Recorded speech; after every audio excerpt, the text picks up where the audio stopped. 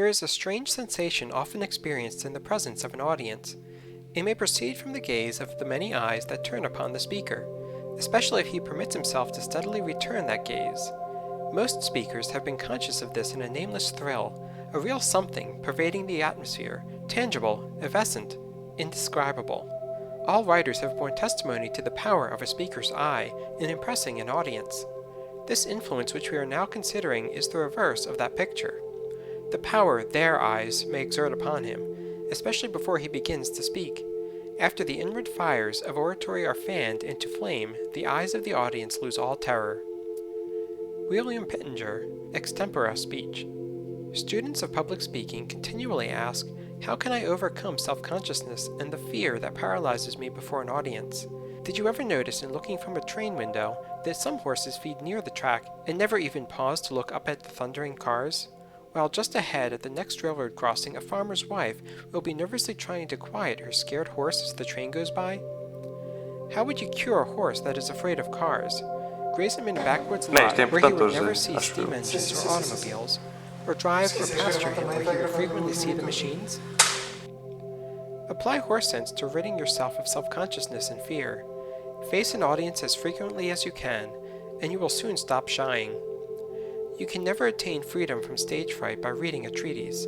A book may give you excellent suggestions on how to best conduct yourself in the water, but sooner or later you must get wet, perhaps even strangle and be half scared to death. There are a great many wetless bathing suits worn at the seashore, but no one ever learns to swim in them. To plunge is the only way. Practice, practice, practice. In speaking before an audience will tend to remove all fear of audiences, just as practice in swimming will lead to confidence and facility in the water.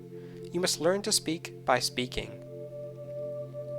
The Apostle Paul tells us that every man must work out his own salvation. All we can do here is to offer you suggestions as to how best to prepare for your plunge. The real plunge no one can take for you. A doctor may prescribe, but you must take the medicine. Do not be disheartened if at first you suffer from stage fright.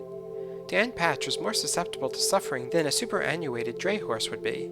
It never hurts a fool to appear before an audience, for his capacity is not a capacity for feeling. A blow that would kill a civilized man soon heals on a savage. The higher we go in the scale of life, the greater is the capacity for suffering.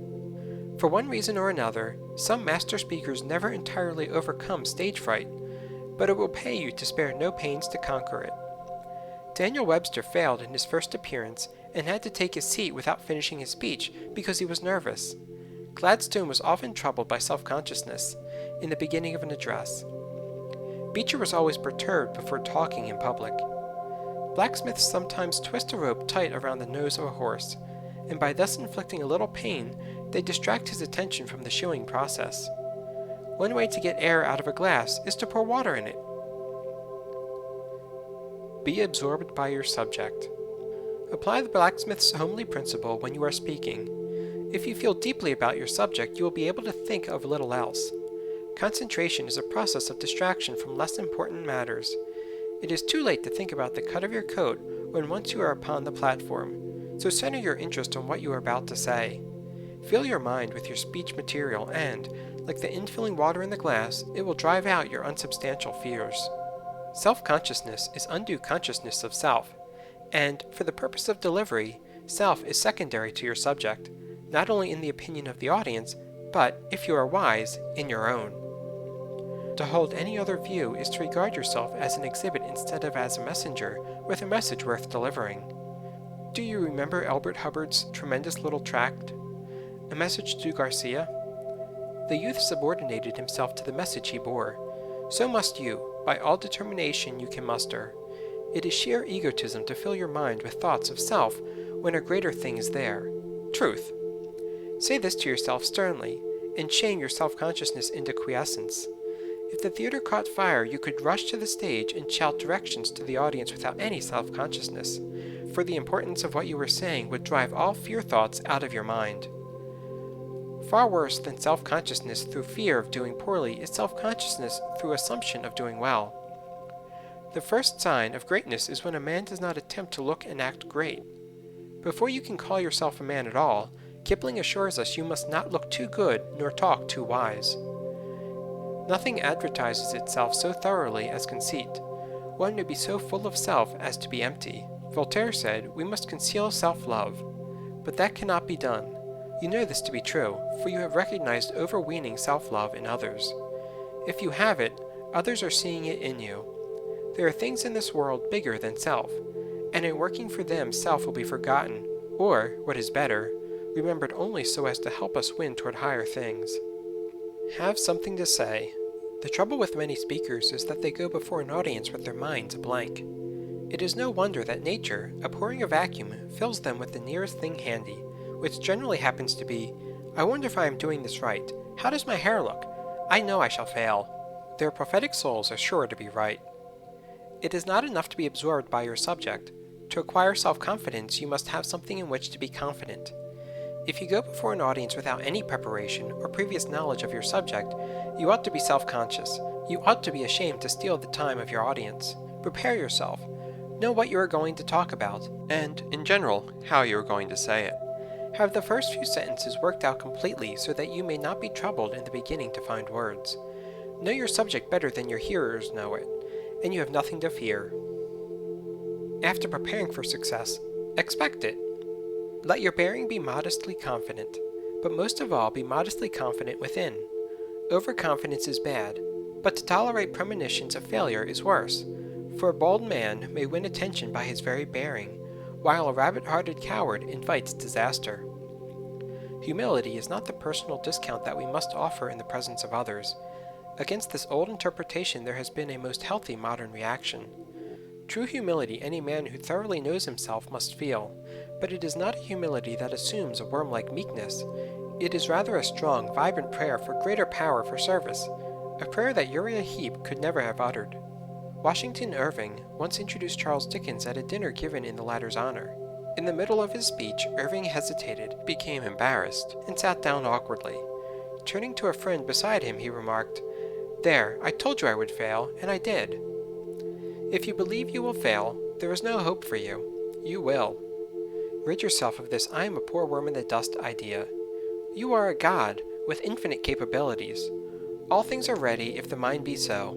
The eagle looks the cloudless sun in the face. Assume mastery over your audience. In public speech, as in electricity, there is a positive and a negative force. Either you or your audience are going to possess the positive factor.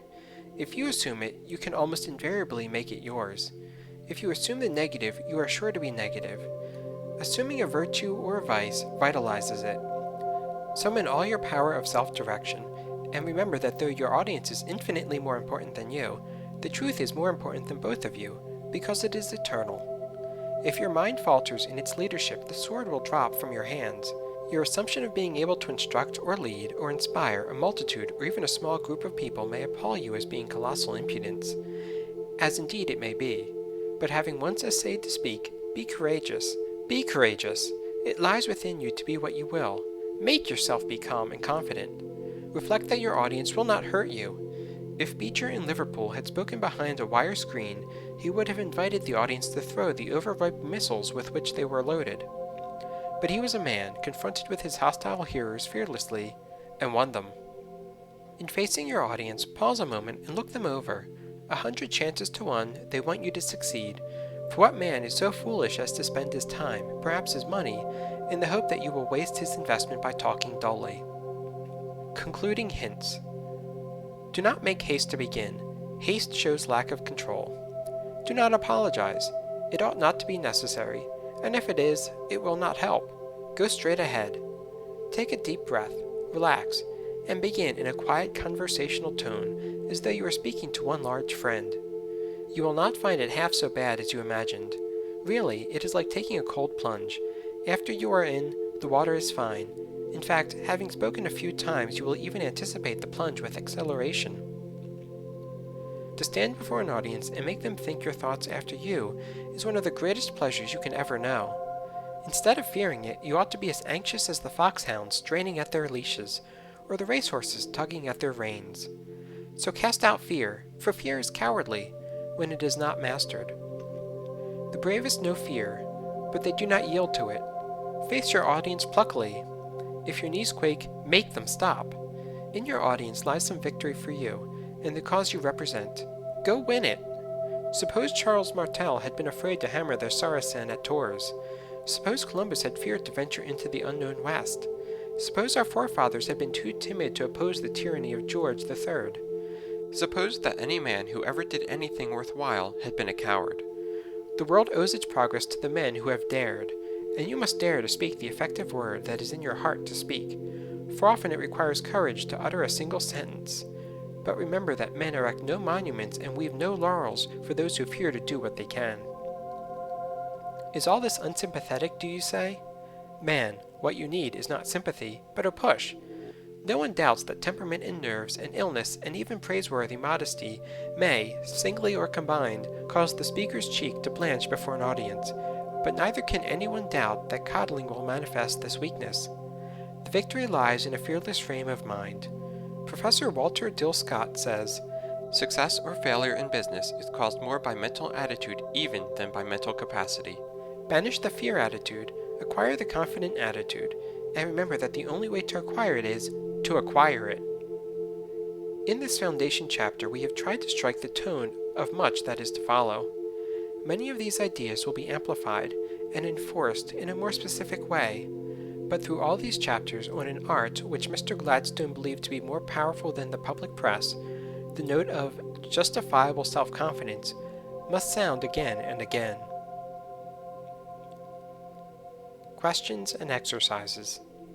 1. What is the cause of self-consciousness? 2. Why are animals free from it? 3. What is your observation regarding self-consciousness in children? 4. Why are you free from it under the stress of unusual excitement? 5. How does moderate excitement affect you? 6.